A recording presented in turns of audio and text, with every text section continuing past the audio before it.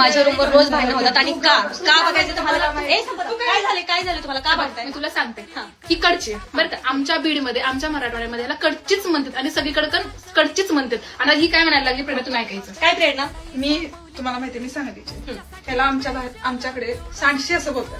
हिने मागापासून लावलंय कडची दे कडची दे कडची दे. कडची नाही सांडशी. सांडशी बोलतात आमच्याकडे. सांडशीच बोलतात. खाला कडची म्हणतात. मी माहित का? मला माहित का?